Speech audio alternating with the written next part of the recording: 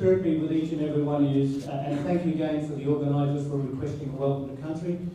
In our culture, it's a great sign of respect, and respect is our greatest currency.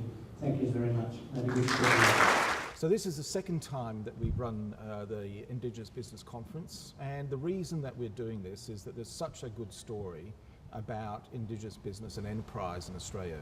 It is transforming lives and transforming communities. It was something that we saw wasn't out there in the public arena, and that's why we put it on. So our plan is that this conference really does showcase a big, good story in terms of social impact for Australia.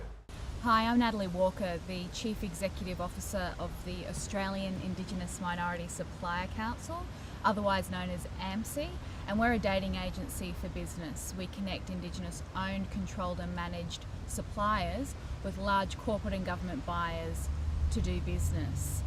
The conference over the next 2 days is really exciting. It's an opportunity for Indigenous businesses to come together with large corporate players, universities and other stakeholders to talk about the success of Indigenous business and how far Indigenous business can go in creating economic prosperity in Australia.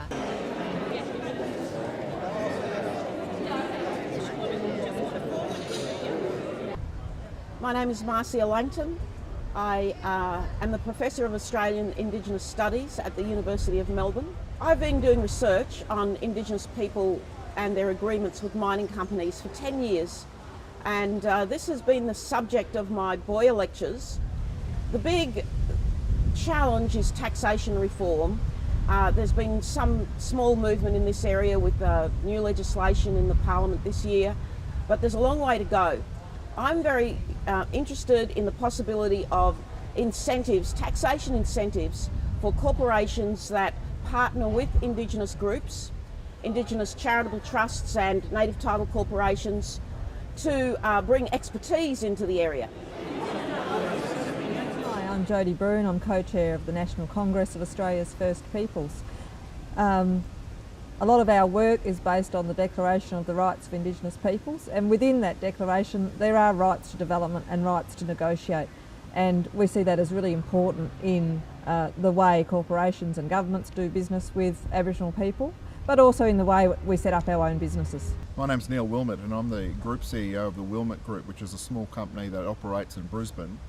I'm also the President of the Indigenous Business Council of Australia, and I'm here today to talk about Aboriginal and Torres Strait Islander business. The sector has grown in the last 20 years, but there's still a lot more work to be done. We have to stop and remove all these barriers that are preventing Aboriginal businesses from succeeding in this country. And the job needs to be done really urgently. We can't waste time. We have to get in there and do stuff straight away and really build the sector so that we have capable and functional Aboriginal and Torres Strait Islander businesses operating in Australia.